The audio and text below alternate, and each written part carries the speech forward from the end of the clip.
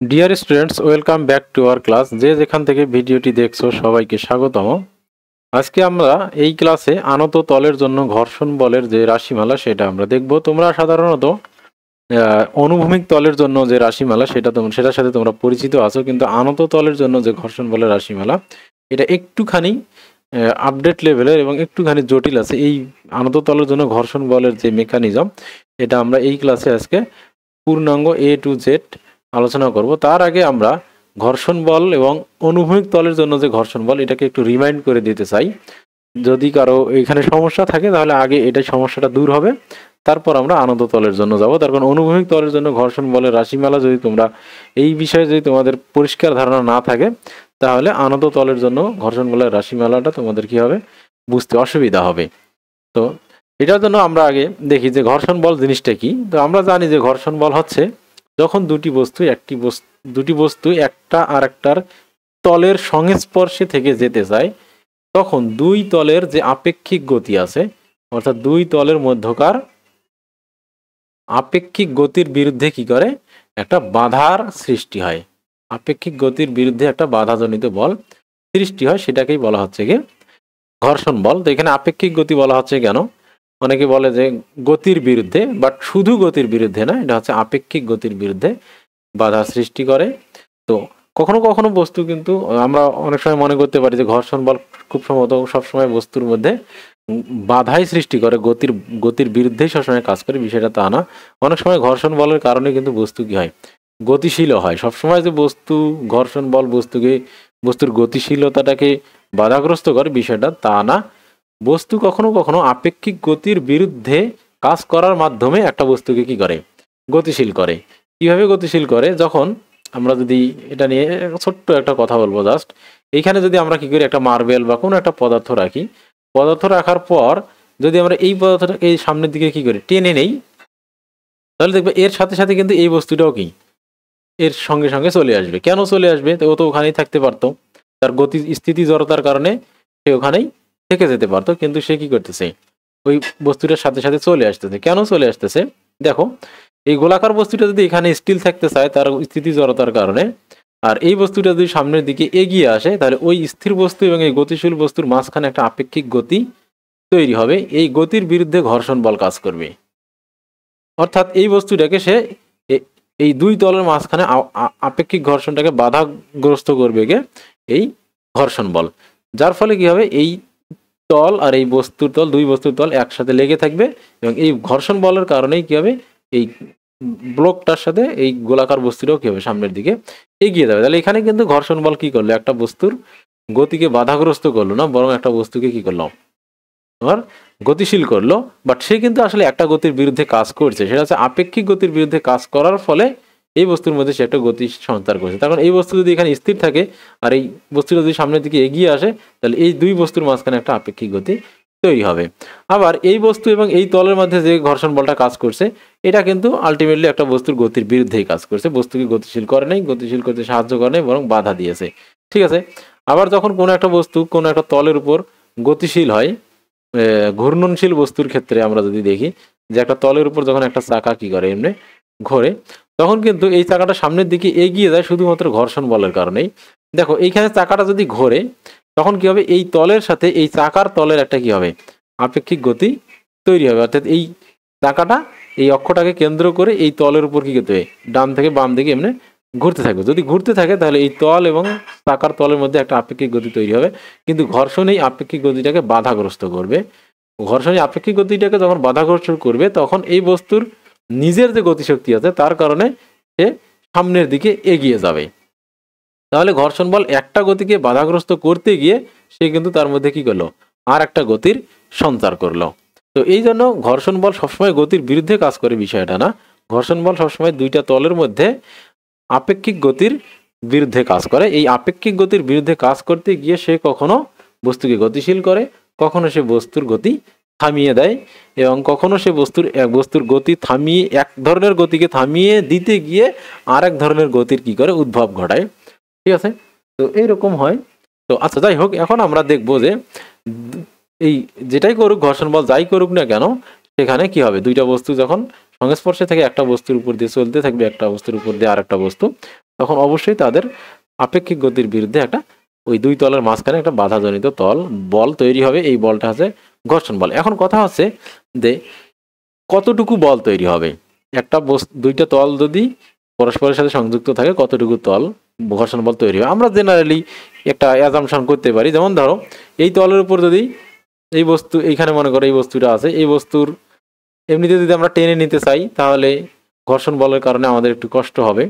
যদি এই বস্তুটার উপর আমরা আরও কিছু ওয়েট চাপাই দেই, ঠিক আছে, আরও একটা বস্তুর উপর চাপিয়ে দেই, তাহলে কিন্তু আমরা দেখব এটাকে টেনে নিয়ে যেতে কি হবে, আরও কষ্ট হবে। অর্থাৎ এর ভরটা যত বেশি হবে, অথবা এটাকে উপর থেকে কেউ যদি ঠেসে ধরে, উপর থেকে কেউ যদি এটাকে চেপে ধরে, তখনও কিন্তু এটাকে সামনের দিকে টেনে নিয়ে যেতে কি হবে, আমাদের কষ্ট হবে।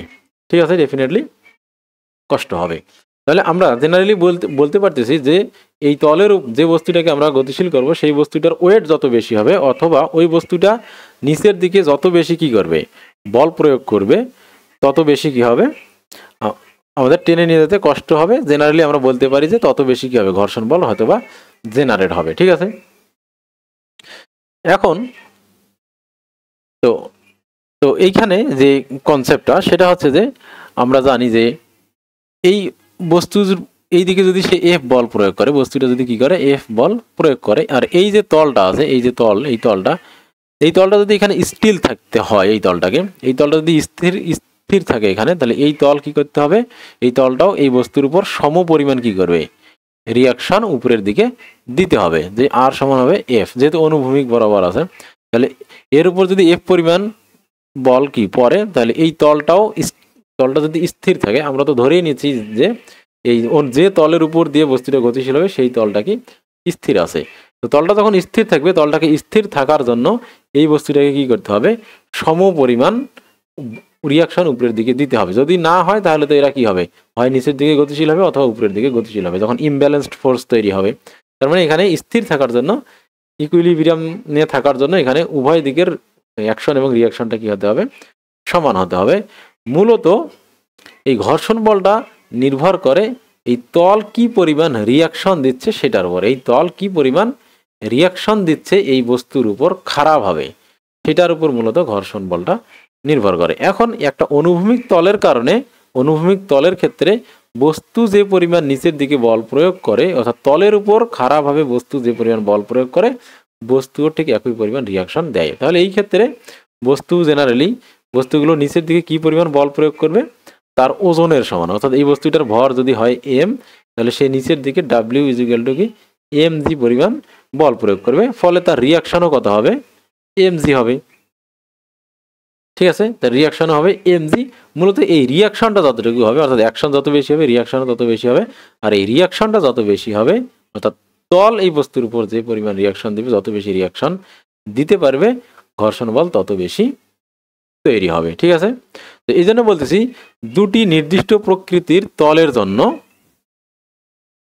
ঘর্ষণ বলের মান হবে কি, দুইটি নির্দিষ্ট প্রকৃতির তলের জন্য ঘর্ষণ বলের মান কোনো বস্তুর উপর তল কর্তৃক প্রদত্ত প্রতিক্রিয়া, অভিলম্বিক প্রতিক্রিয়া। এটা যেন তেন প্রতিক্রিয়া না, এটা হচ্ছে কি, অর্থাৎ অভিলম্বিক প্রতিক্রিয়া, অর্থাৎ লম্বভাবে যে প্রতিক্রিয়া দেয় সেটা অভিলম্বিক প্রতিক্রিয়া বলের সমানুপাতিক। তাহলে এখানে আমরা বলতে পারি mu is proportional R, mu is proportional আর।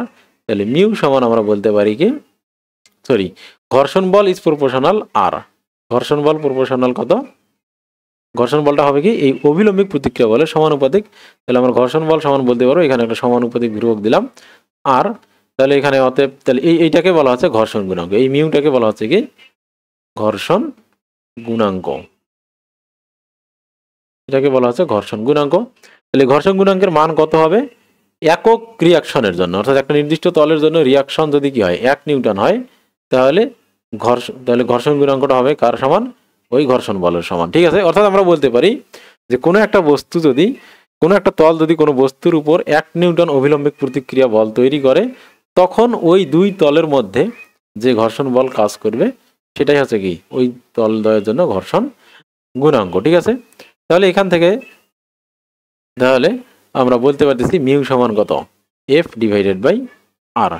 ঠিক আছে, তো এখান থেকে তাহলে ঘর্ষণ বলের যে ইকুয়েশনটা আমরা পেলাম, তাহলে এফ সমান হচ্ছে মিউ আর। তো অনুভূমিক তলের জন্য আর এর মান কত হবে, এম জি। মিউ এমজি, অনুভূমিক তলের জন্য আর আর এর মান আমরা পাইলাম কত, এমজি। তাহলে যখন একটা বস্তু অনুভূমিক তলের উপর থাকবে এবং তার উপর এক্সট্রা কোনো বল কাজ করবে না, শুধুমাত্র তার ওয়েট কাজ করবে, তখন ওই দুইটা বস্তুর মধ্যে এটা হচ্ছে সর্বোচ্চ ঘর্ষণ মান। মানে আমরা যেটা হিসাব করতেছি এটা কিন্তু সর্বোচ্চ ঘর্ষণ বলের মানের কথা বলছি। এটাকে বলা হয় যে স্থিতি ঘর্ষণের সীমাস্থ মান। স্থিতি ঘর্ষণের কি সীমাস্থ মানের জন্য আমরা এটা হিসাব করতেছি, অর্থাৎ এই বস্তু দুইটার মধ্যে, তল দুইটার মধ্যে সর্বোচ্চ এই পরিমাণ ঘর্ষণ বল হতে পারে। আমরা জানি যে সর্বোচ্চ ঘর্ষণ বলের চেয়ে কম মানের ঘর্ষণ বলও সেখানে তৈরি হতে পারে, সেটা মূলত প্রয়োগকৃত বলের মানের উপর নির্ভর করে। তো প্রয়োগকৃত বলের মান যখন অনেক বেশি হয় তখন স্থিতি ঘর্ষণের বলের মান কি প্রয়োগকৃত বলের সাথে পাল্লা দিয়ে দিয়ে বাড়তে থাকে। তো বাড়তে বাড়তে স্থিতি ঘর্ষণের মান একটা সময় কি সর্বোচ্চ লেভেলে পৌঁছায়। সেই সর্বোচ্চ লেভেলটা মূলত এইটা, ঠিক আছে। তাহলে এইটা কিন্তু ঘর্ষণ বল না, শুধু ঘর্ষণ বল না, এটা হচ্ছে সর্বোচ্চ ঘর্ষণ বল, ঠিক আছে। এটা হচ্ছে কি সর্বোচ্চ স্থিতি ঘর্ষণ বল, কি সর্বোচ্চ স্থিতি ঘর্ষণ বলের মান, ঠিক আছে। এটাকে বলা স্থিতি ঘর্ষণের সীমাস্থ মান এটা। তাহলে এটা হলো কত, এফ সমান মিউ এমজি। তাহলে আনত তলের জন্য এটাই এনাফ, তোমরা এতদিন এটাই পড়ছো, সরি অনুভূমিক তলের জন্য। এখন এই সেম ইকুয়েশনটা আমরা এবার আনত তলের জন্য দেখব।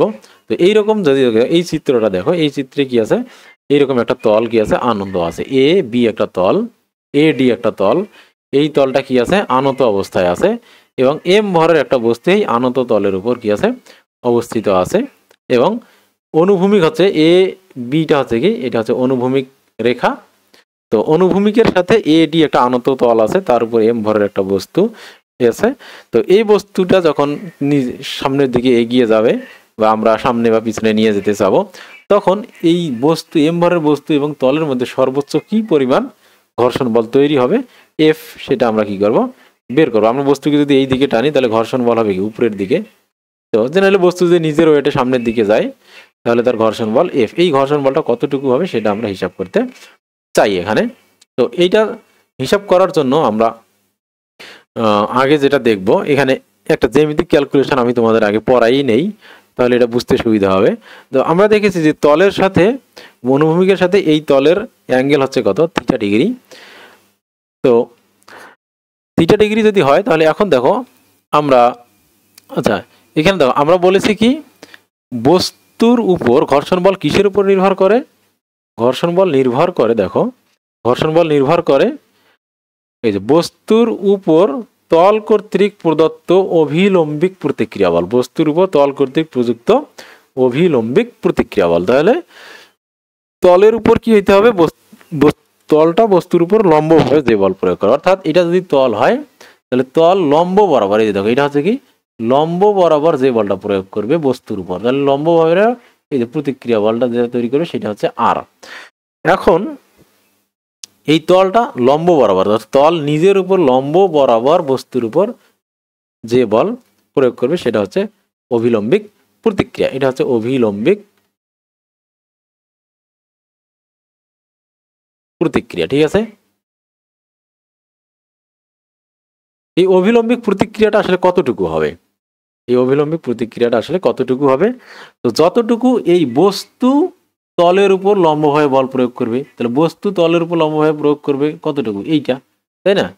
তাহলে এই যে তীর চিহ্নটা আছে, এই তীর চিহ্নটা, এই পরিমাণ বল বস্তু কি করবে লম্বভাবে তলের উপর প্রয়োগ করবে। তাহলে আমরা বলতে পারি যে এফ এন, অর্থাৎ এই মানে শুধু এফ বলি, তাহলে এই বস্তুটা তলের উপর লম্বভাবে এফ পরিমাণ বল প্রয়োগ করলে এই বলটাই কি হবে প্রতিক্রিয়া বরাবর উপরের দিকে যাবে। তাহলে এইখানে আর আর এফ কি হবে ইজ সমান হবে। এখন আমরা বের করব এই এফ এর মান কত, অর্থাৎ বস্তুটা এই তলের উপর লম্বভাবে কতটুকু বল প্রয়োগ করতেছে সেটি আমরা বের করব, ঠিক আছে। এখন তাহলে বস্তু তলের উপর কেন লম্বভাবে বল প্রয়োগ করবে, তার কারণ আমরা জানি বস্তুর একটা কি আছে ওজন আছে।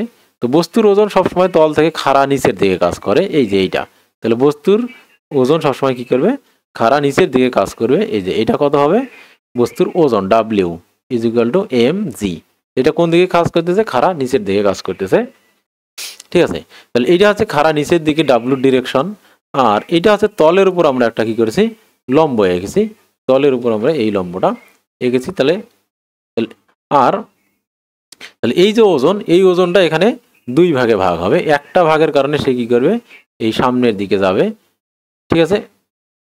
আর আর একটা ওজনের আর একটা অংশ তোমার কি হবে, এই তলের উপর কি করবে, লম্বভাবে কাজ করবে। তাহলে এই ওজনটা দুই ভাগে ভাগ হবে, একটা হবে কি এই ভাগ আর একটা হবে এই দিকে।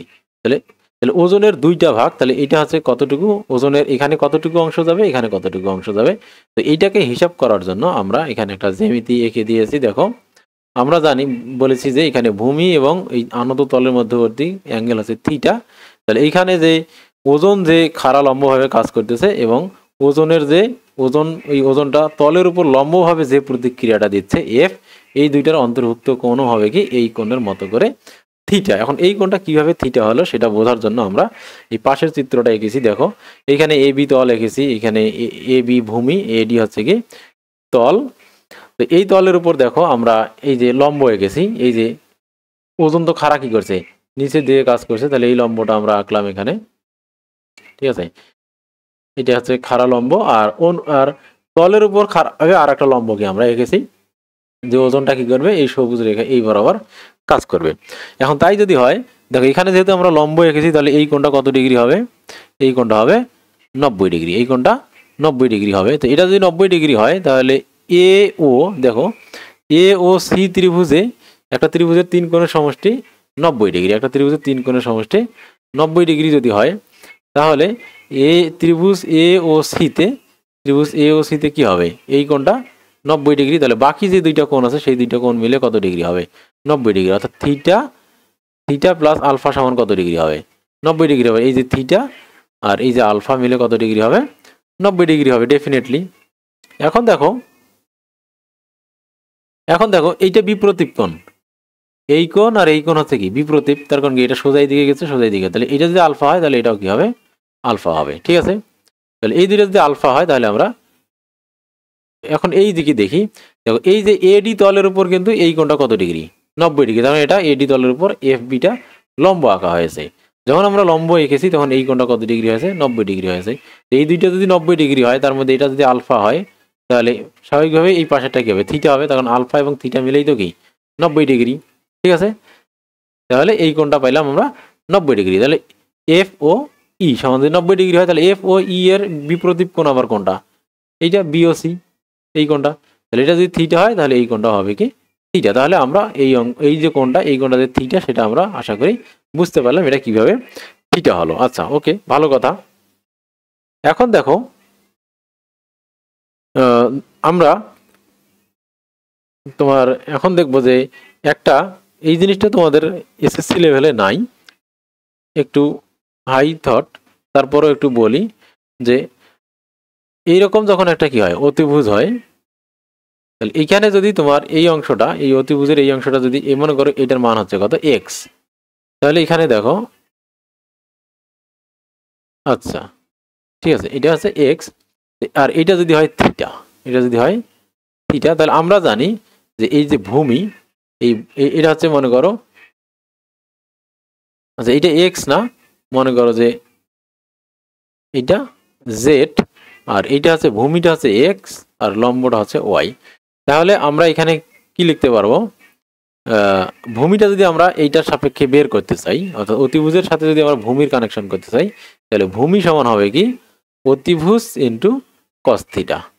এটা কিভাবে হলো, তখন আমরা জানি যে cos theta is equal two কি ভূমি বাই অতিভুজ, কবরে ভূত অনেক, ভূমি বাই অতিভুজ। তাহলে সেক্ষেত্রে ভূমি সমান কি হবে বলো দেখি, ভূমি সমান হবে অতিভুজ গুণন কস থিটা। তাহলে এক্স সমান হবে জেড কস থিটা।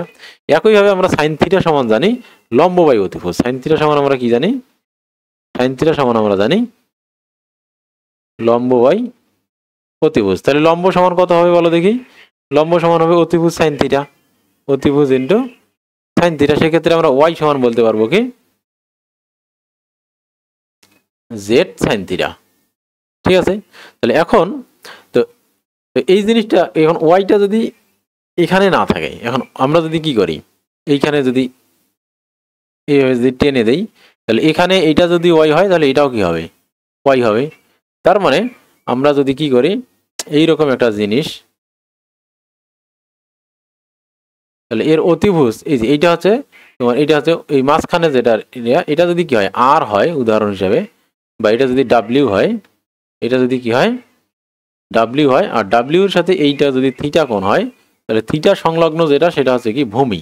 তাহলে এইটা সমান আমরা বলতে পারবো ডাব্লিউ কস থিটা, আর এটাকে বলতে পারবো আমরা এটা হচ্ছে কি লম্ব, তখন এটাকে এই দিকে আনলে এটা সমান হবে, তাহলে এইটাকে আমরা বলতে পারবো ডাব্লিউ কে সাইন থিটা। বুঝতে পারছো? তাহলে ভূমি সমান হচ্ছে অতিভুজ ইন্টু কস থিটা। তাহলে এখানে আমরা একটা সহজ সূত্র পেলাম। আমাদের অতিভুজ যদি জানা থাকে তাহলে ভূমি হবে কি অতিভুজ ইন্টু কস থিটা, আর লম্ব হবে কত অতিভুজ ইন্টু সাইন থিটা। তো এই লম্বটাই মূলত কি এই দিকে এটা কাজ করবে। ঠিক আছে? তো তো দুইভাবেই চিত্রটা থাকতে পারে। ওকে, এখন তাহলে এইখানে এই চিত্রটাতে দেখো এই অতিভুজ হচ্ছে এখানে এক্স, তো যখন আমাদের এটা হবে থিটা, তখন এ বি সমান কত হবে?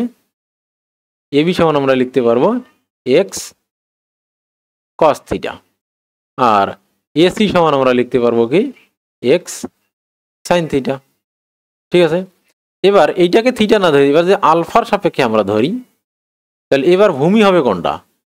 ভূমি হবে এক্স। তাহলে যেখানে আমরা কোণ ধরি তার সাথে অতিভুজ তো আছেই, আর অতিভুজ বাদে যেটা থাকবে ভূমির কোণের সাথে সেটাকে আমরা ভূমি ধরবো। এক্ষেত্রে এবার এসি সমান কিন্তু হবে কি এক্স কস থিটা। এসি সমান হবে কি এক্স কস থিটা।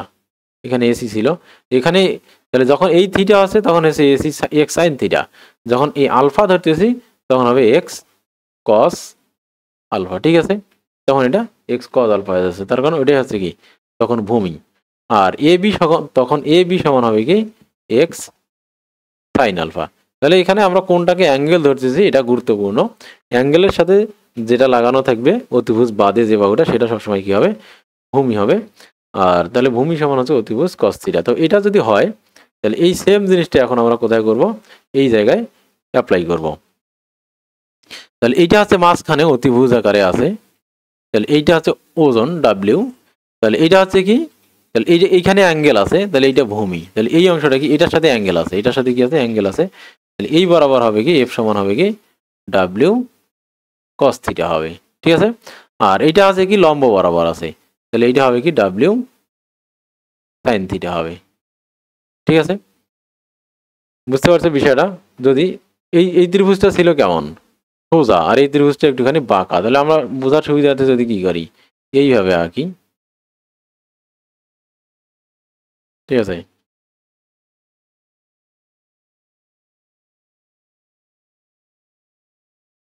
ওকে, এই ত্রিভুজটা এইটা হচ্ছে আমাদের কি থিটা।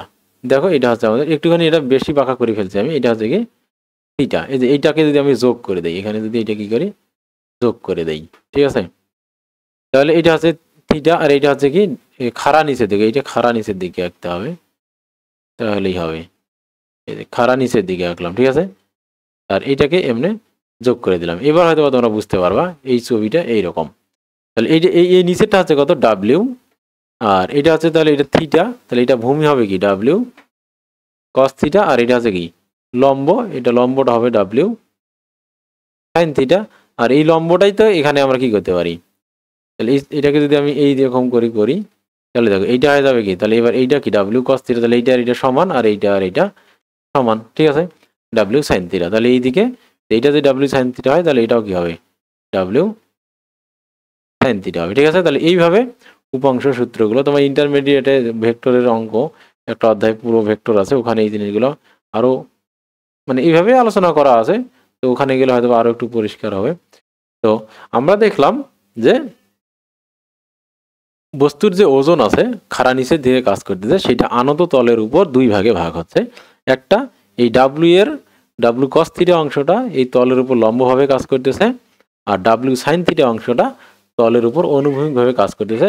মূলত এই ডাব্লিউ সাইন থিটার জন্যই কি হবে বস্তুটা সামনের দিকে কি হবে গতিশীল হবে, এটাই জন্য বস্তুটা নিচের দিকে কি হবে গতিশীল হবে। একটা বস্তু নিচের দিকে যে পড়ে সেটা তার ওজনের সাইন থিটা অংশের জন্যই আনত তল বেয়ে নিচের দিকে পড়ে, আর আর তলের উপর লম্বভাবে ডাব্লিউ কস থিটা দেয়। তাহলে এটা যদি ডাব্লিউ কস থিটা হয় তাহলে এখানে প্রতিক্রিয়া বলের মানও কত হবে, এই প্রতিক্রিয়া বলের মান হবে ডাব্লিউ কস থিটা। ঠিক আছে? তাহলে এটা হবে কি ডাব্লিউ কস থিটা। তাহলে এখন আমরা স্বাভাবিকভাবে কি করতে পারবো, তাহলে ঘর্ষণ বল হিসেবে এখানে তাহলে কি পরিমাণ ঘর্ষণ বল তৈরি হবে, তাহলে এফ সমান হবে কি, এখানে যদি ঘর্ষণ গুণাঙ্কের মান মিউ হয় তাহলে mu into R is equal to mu, তাহলে আর এর জায়গায় আগে আমরা এম জি দিয়েছিলাম বা শুধু ডাব্লিউ দিয়েছিলাম, এবার হবে কি ডাব্লিউ কস থিটা সমান মিউ, ডাব্লিউ মানে কি এম জি কস থিটা। তাহলে আনন্দ তলের জন্য তাহলে আমরা এখানে দেখলাম যে আনন্দ তলের জন্য ঘর্ষণ বল হবে কি mu M G cos theta, বুঝতে পারছো? তাহলে অনুভূমিক তলের জন্য ঘর্ষণ বল ছিল কি মিউ আর, যেখানে আর ইজ ইকুয়াল টু কি ছিল শুধু সরাসরি এম জি ছিল, কিন্তু আনত তলের জন্য যে তলটা থিটা কোণে তোমার থাকবে সেটা হবে কি মিউ আর, এখানে আর এর মান কত এম জি না, আর এর মান হচ্ছে এম জি কস থিটা, ঠিক আছে এম জি কস থিটা। তাহলে এই যে আনত তল, তাহলে এই আনত তলের যে বস্তুটা আমরা দেখলাম, তাহলে এই বস্তুর ঘর্ষণ বল কত হলো তাহলে এম জি কস থিটা হবে, আর mu M G cos theta হবে ইন্টু মিউ, মিউ অবশ্যই এখানে থাকবে মিউ, তাহলে এখানে ঘর্ষণ বলটা হবে কি mu M G cos theta, তাহলে এখানে ঘর্ষণ বল এফ এর মান হবে কত mu M G cos theta, আর বস্তুটা গতিশীল হবে কিসের জন্য এম জি সাইন থিটার জন্য, এম জি কি হবে সাইন থিটার জন্য বস্তুটা সামনের দিকে গতিশীল হবে। এখন একটা বস্তু যদি এরকম আনত তলে আমরা রাখি তাহলে বস্তুটি গতিশীল হবে কি হবে না সেটা কিসের উপর নির্ভর করবে, এম জি সাইন থিটা আর mu M G cos theta.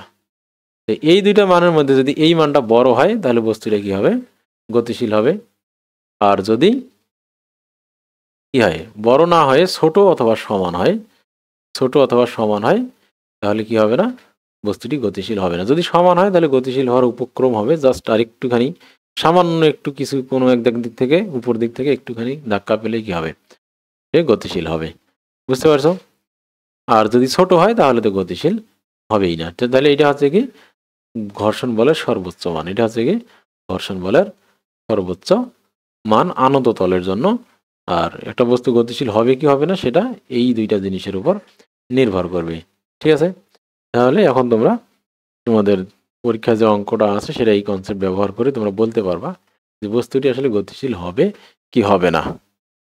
তো আমরা এখন এই যে রাজশাহী বোর্ড 2025 সালে এই প্রশ্নটা আসছিল পরীক্ষায়, এরকম দেওয়া ছিল ঘ নম্বর প্রশ্ন ছিল এরকম যে এরকম একটা আনত তল দেয়া ছিল যার উপর একটা বস্তু রাখা আছে, বস্তুটার ছবি দেওয়া ছিল না, আমি বোঝানোর জন্য বস্তুর ছবি দিলাম যে এখানে যদি আমরা একটা বস্তু রাখি এরকম একটা আনত তলে, বস্তুটা ছিল না প্রশ্নে, এরকম একটা তল, এই আনত তলে যদি আমরা যে কোনো একটা বস্তু রাখি, যে এসি তলে কোনো বস্তু রাখলে এটা স্থির থাকবে নাকি গড়িয়ে পড়বে বিশ্লেষণের মাধ্যমে মতামত দাও। তাহলে হিসাবের সুবিধার্থে আমরা কি করব, এখানে মিউ এর মান দেওয়া ছিল, মিউ এর মান 25.25 দেওয়া আছে, ঠিক আছে ঘর্ষণ গুণাঙ্কের মান। তো এটা বোঝার সুবিধার্থের জন্য আমরা এখানে একটা কি করব বস্তু আঁকবো, বস্তুর ওজন ধরি, যদি আমরা ধরি কি বস্তুর ওজন এম, তাহলে এম জি নিচের দিকে কাজ করবে, আর এখান থেকে তোমার তলের উপর যে বল সেটা হবে কত এম জি কস থিটা, ঠিক আছে?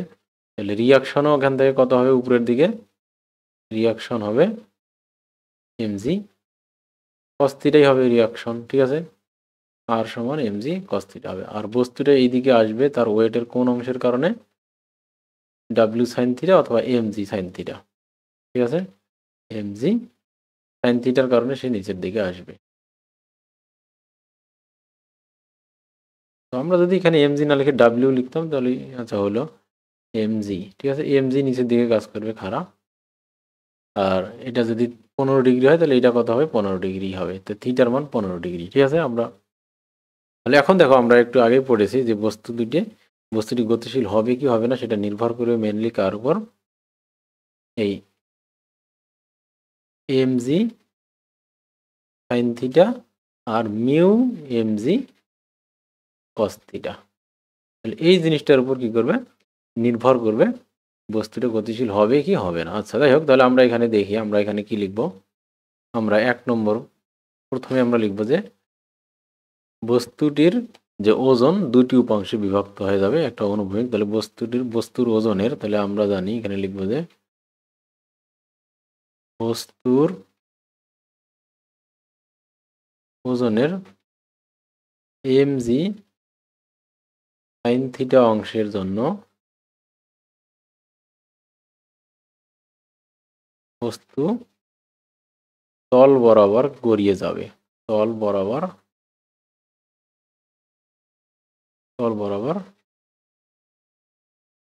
গড়াতে চাইবে। ঠিক আছে, তল বরাবর গড়তে যাবে কার কারণে? mg sin থিটার জন্য। তাহলে আমরা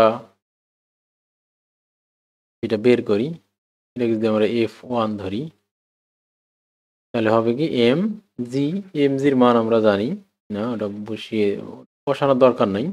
আমরা শুধুমাত্র সাইন থিটাকে বসিয়ে দেবো, সাইন 15 ডিগ্রি। তাহলে এটার মান হবে কত? সাইন 15 সমান হচ্ছে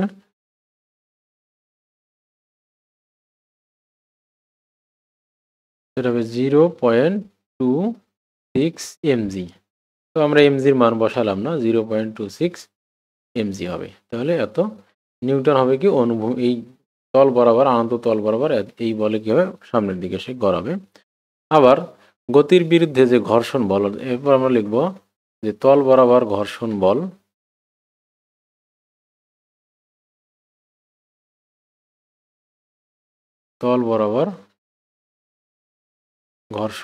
হবে। ঘর্ষণ বল সমান কত হবে? এফ সমান হচ্ছে mu mg cos theta. Mu এর মান কত? 0.25 ইন্টু mg আর cos 15। তাহলে এটাকে যদি আমরা হিসাব করি তাহলে হবে 0.25 গুণন cos 15। তাহলে এটার মান হচ্ছে তোমার 0.24 mg, এত নিউটন। ঠিক আছে, এখন আমরা দেখতে পাচ্ছি স্বাভাবিকভাবে ঘর্ষণ বলের মান কম। ঘর্ষণ বলের মান কত? কম। তাহলে এখানে আমরা দেখতে পাইতেছি F1 গ্রেটার দেন ঘর্ষণ বল। তাহলে ঘর্ষণ বল দেখো 0.24 mg, আর আমাদের তল বরাবর যে বলটা কাজ করতেছে বস্তুকে গতিশীল করার জন্য সেটা হচ্ছে 0.26 mg। তল ঘর্ষণ বল উপরে দিকে কাজ করবে, তল বরাবর এটা। তো যেহেতু আমাদের তল বরাবর যে বলটি আছে সেটা বেশি এবং ঘর্ষণ বলের মান কম, সুতরাং আমরা বলতে পারি অতএব বস্তুটি কি হবে? গতিশীল হবে। অর্থাৎ এই তলে আমরা যে কোনো বস্তু যদি আমরা রাখি তাহলে বস্তুটি কি হবে? গতিশীল হবে। ঠিক আছে, তাহলে একই বস্তুটি গতিশীল হবে না যদি মিউ এর মান কি হয়? কম হয়, বা কোণের মান আরো কম হয়। ঠিক আছে, মিউ এর মান বেশি হলে গতিশীল হইতো না। তো দেখো, তাহলে আমরা দেখলাম যে এই বস্তুটা এখানে গতিশীল হবে। ঠিক আছে, তো এই ছিল রাজশাহী বোর্ড 2025 সালে যে অঙ্কটি আসছিল সেই অঙ্কটি। এটা খুব ইজি একটা অঙ্ক ছিল, বাট সাধারণত এই অঙ্কটা এসএসসি তোমাদের 9-10 যে বই আছে এই বইও এটা নিয়ে খুব বেশি কথা বলা নেই।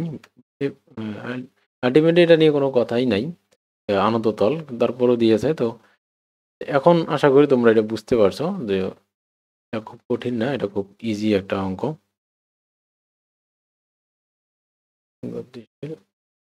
হবে।